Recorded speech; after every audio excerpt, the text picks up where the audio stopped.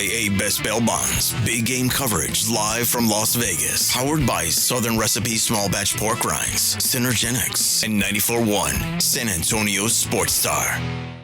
Hey everybody, huddle up. We got something to talk about. It is the Morning Huddle here live from Media Row here in Las Vegas. Super Bowl 58 on the docket. And as things heat up, we talk to the very best. And it's an annual thing with us anymore.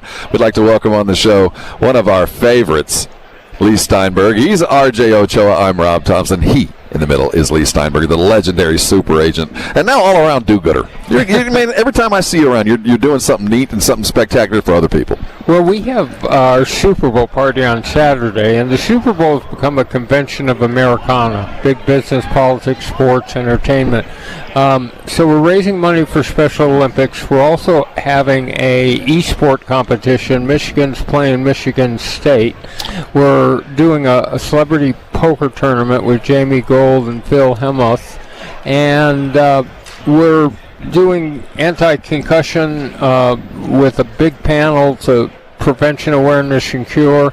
And when you have a quarterback in the Super Bowl, it's just much more fun. It makes it a lot easier, and you've had a lot of them over the years, as he is Leigh Steinberg, super agent, joining us here on San Antonio Sports Star. You mentioned the convention nature of it all. You've become kind of an ambassador of it all. There's a handful of people who just kind of run things, and Leigh Steinberg was one of them. But the first Super Bowl I ever went to was in Houston, and I remember Pat walking around with a cast obviously people talking, hey, he's going to go in the first round, but I mean, compared to where we are now, it's just I think you believed, but I think you might be lying if you said you thought it would be this. You've had a lot of amazing clients. What has this been like? I thought he would be this good, but not this fast. Right. So when he comes out the first year and he's MVP of the league, his first starting year, it's like, oh my goodness. And so it's just been faster. He's only 28. I mean, Tom Brady played till he was 45.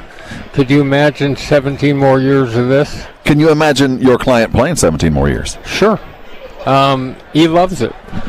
Something I find fascinating about him is he seemingly doesn't say no to anything. And a lot of these quarterbacks and other high-profile figures in other sports, they kind of get protective, and everybody understands that. But I thought it was so interesting that he did the quarterback show last year. Again, you don't typically, no offense to Kirk Cousins or Marcus Mariota, who were a part of that, but they're not on Mahomes' status. And so the transparency associated with him also makes him unique on top of his talent. So we now have a celebrity-making machine that can hit an athlete and catapult him from being a very good football player into being a household name. Mm-hmm. And with Mahomes, we were really careful not even to do endorsements the first 2 years, to let his talent on the field lead everything. And but once he made it and everything, then he came out and does the thing. He's got an excellent charity called 15 for the Mahomies, which helps kids, disadvantaged kids, at-risk kids. You bring up that we're joined by Leigh Steinberg, super agent, and there's the perception of what a football agent is, and it was personified by a role played by Tom Cruise. Well, it's well known that you played a high role in making that movie, but what he was and what you are so incredibly different. And what has struck me as I met you and others that work in the industry is your care and desire for everything that goes on off the field. And it's not so much about the business side. It starts with the family and the atmosphere, and everything kind of grows from there. There's no extra step taken until it's absolutely required. Talk about how your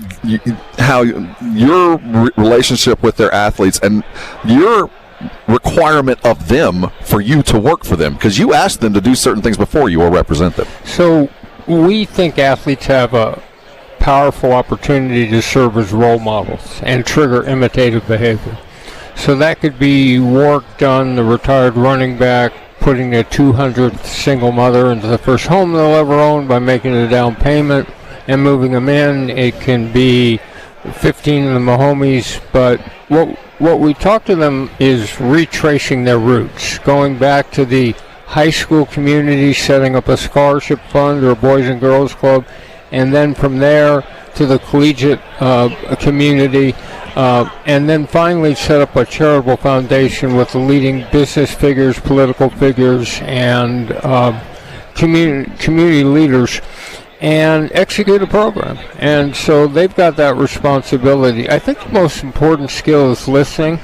You have to draw out another human being to really understand their deepest anxieties and fears and their greatest hopes and dreams, and really bond with them at a unique level, and then put together a plan for second career, so that you're already planning in the off seasons for what this athlete does when he walks away.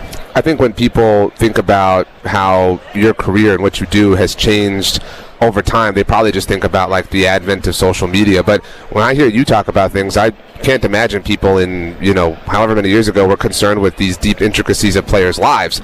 But I think that you use the word anxiety. That's such a great and apt term. That's why you do have to get to know people, to understand their vulnerabilities, what they care about, how you can help, how you can structure, the wealth they're going to come into, to prioritize what they care about and how you know that it will ultimately help them in the long run.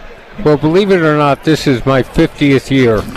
And I started in 1975 with Steve Bartkowski, and it's now 2024, so this will be draft number 50. And our Super Bowl party's in its 37th year.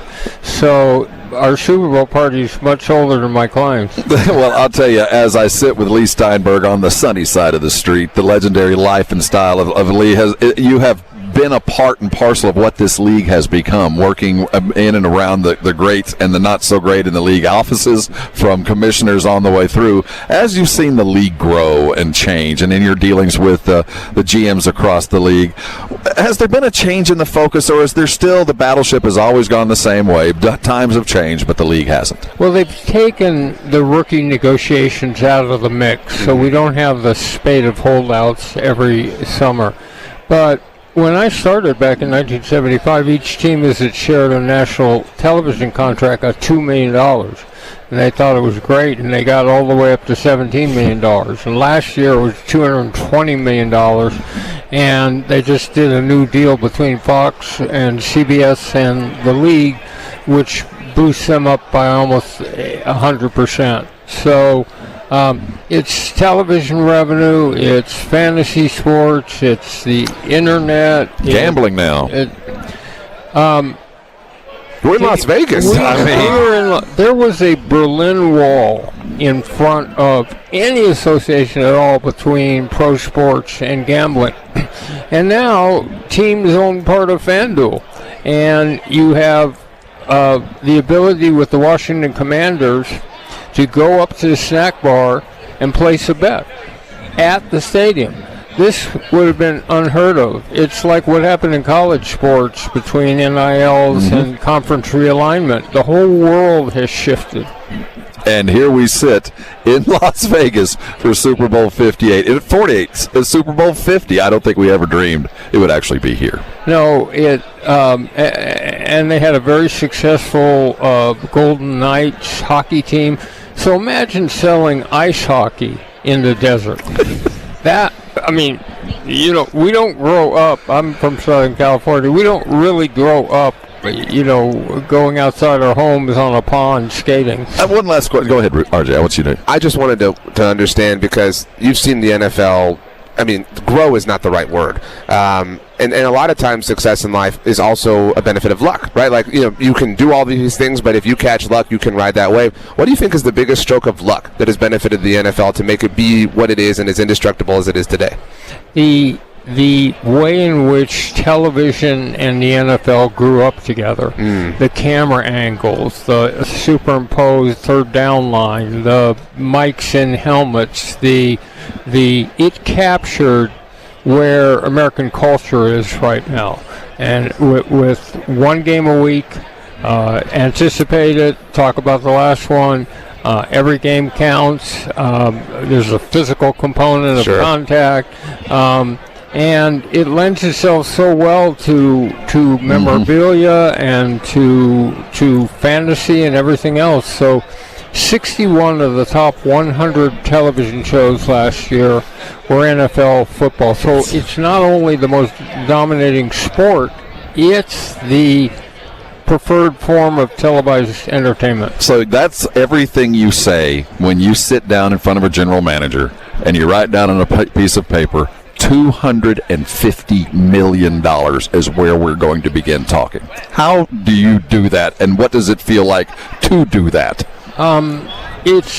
You have to take a look at the revenue sources, because you have a cap sport, and for all the growth in salaries, it's only occurring because of growth in revenue, and the money's there for teams to pay. So do I sit and obsess like I'm Dr. Evil? $250 million. No, but it's just economics. I'm sure if you stood back and said, this is real money. This is real dollars. We're talking $250 million, and you have made more than that for so many different people over the years. Leigh Steinberg, you are as much a part of that NFL Shield as any player has ever been. It's a genuine honor to sit with one of the guys that built this place and sits beside us, Leigh Steinberg, the legendary sports city on rock and roll.